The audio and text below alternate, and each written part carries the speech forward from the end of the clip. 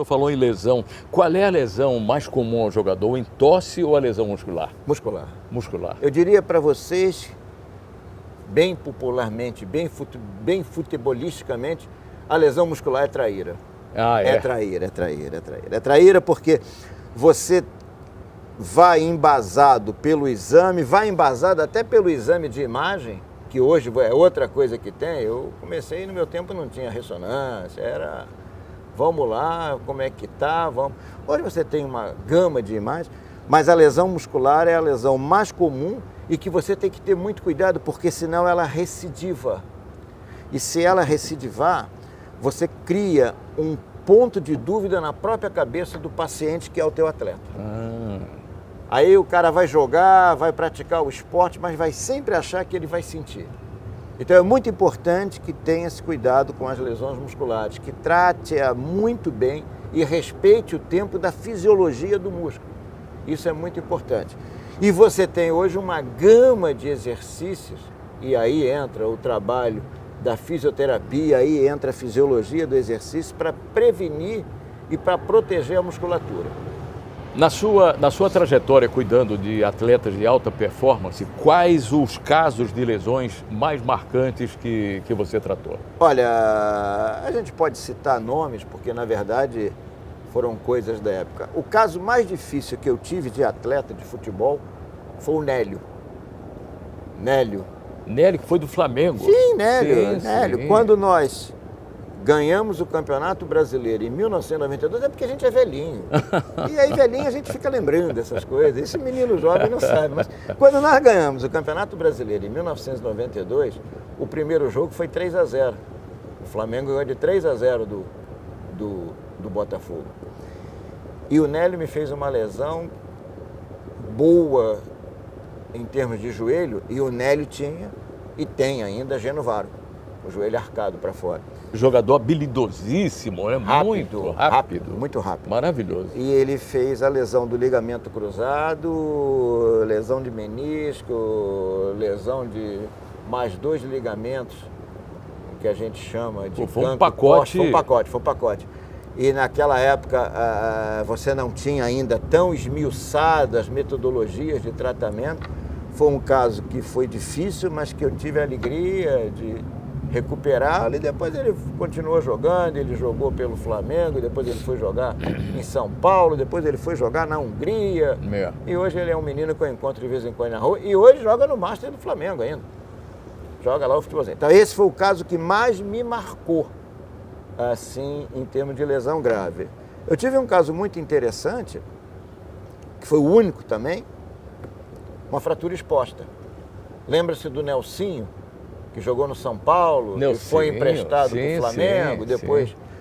O Nelsinho, num jogo Flamengo e São Paulo, ele era jogador do São Paulo, estava emprestado para o Flamengo, em Juiz de Fora, me fez uma fratura exposta de tornozelo. Coisa rara de a gente ver em futebol. E foi interessante que eu tive o apoio dos colegas lá do Hospital da Santa Casa de Juiz de Fora, e nós operamos, ele machucou-se e à noite eu estava operando ele lá em Juiz de Fora. E foi um resultado muito legal. Com também. Sucesso. Muito legal, graças a Deus. Com sucesso. Que bom. Foi um resultado muito legal. Depois ele voltou, foi campeão pelo Corinthians, jogou anos e anos aí no Japão. Então essas coisas são coisas que me marcaram. Agora, a lesão mais cobrada, a que eu tive na minha vida, eu operei até um bom número de jogadores, eu não nego não. Mas a mais cobrada, que era do torcedor ao último dirigente do Flamengo, foi do Obina. Obina era uma comoção. O dia que o Obina rompeu o ligamento cruzado, que ele foi chutar uma bola, pegou de mau jeito, fez o gol e rompeu o ligamento cruzado. Ídolo da torcida do Flamengo. Nossa, isso me deu... Nossa, foi aquele... Mas eu saía na rua, nego, doutor, quando o Obina vai voltar? Doutor, e o Obina? Que isso? O Obina foi... O Obina era uma comoção do Flamengo em relação à lesão que ele teve. Então foi um caso de ruptura de ligamento cruzado anterior, cuja cobrança para recuperá-lo e vê-lo jogando de novo foi bastante grande. Mas também é um menino que tocou a vida. Que bom. Alguma intervenção que você fez, alguma operação que você participou, e você temeu não concluir com sucesso, Ronco? Ah, teve.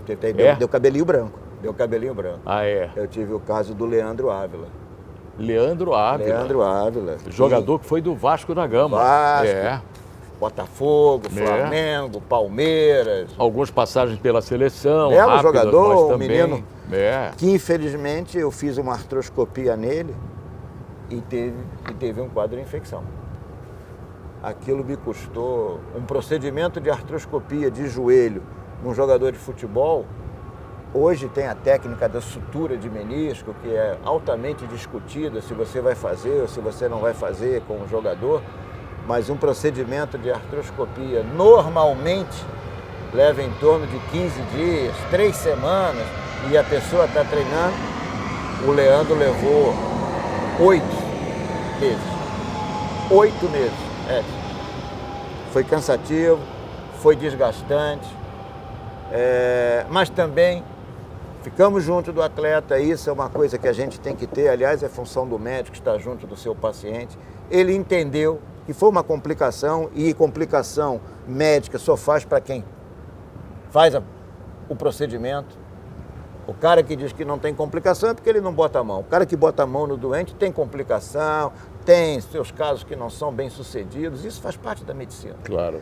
E ele foi, acompanhamos direitinho. Quando fomos fazer a primeira final do Campeonato Carioca, o primeiro jogo final em 99, ganhamos de 2-1 do Vasco. Eu me lembro a cena que ele deu uma caneta no Felipe. O Felipe era lateral esquerdo, aí ele deu uma caneta, ele terminou o jogo e eu tenho guardadinho até hoje a camisa também. dele. Que essa bom, também marcou, mas deu cabelinho branco. Deu cabelinho branco. Ô, Ronco, mas você teve também cenas perigosas na sua carreira. No Iraque, eu estou sabendo que no Iraque, uma vez na madrugada, bateram lá na porta do seu hotel. Você está sabendo muito, e você abriu a janelinha lá e viu que era o pessoal da Guarda Nacional, do Saddam Hussein, procurando você. Mas era para outra coisa, não era para prender você, obviamente. Era para levar você para fazer a operação no sobrinho do Saddam Hussein. Você temeu alguma coisa dessa, Ronco? Ah, com certeza. Com certeza. Essa história é muito interessante. Essa tinha que ter sucesso mesmo. Essa não podia errar, nada. Nunca, né? Essa foi muito interessante porque eu tinha 3 dias de Bagdá. 3 dias. Eu fui para lá para trabalhar na Seleção Nacional do Iraque. Com 3 dias de Bagdá, eu me vi diante, hoje falecido, Odeia Saddam Hussein, filho do presidente, que era chamado de presidente, porque ele era presidente do Comitê Olímpico e automaticamente presidente da Federação de Futebol, enfim. Eu o tratei, ele tinha um problema pequeno, fácil, e imediatamente entrou um rapaz, que eu não sabia quem era, com um par de muletas, e ele pediu para que eu examinasse. E era tudo via intérprete. E eu examinei e eu vi que ele tinha o joelho bloqueado. Essa história é de 1986. Joelho bloqueado. Eu disse, esse rapaz deve ter uma lesão no menisco. Passei isso para o intérprete passou isso para ele. E ele na hora falou, qual é o tratamento? Eu falei, cirurgia. Ele falou, tá bom, então você opera ele amanhã. E aí eu fiquei aperreado, chefe. Eu fiquei aperreado, porque... Não posso errar essa. Como diz o nosso povo do Nordeste, eu fiquei aperreado.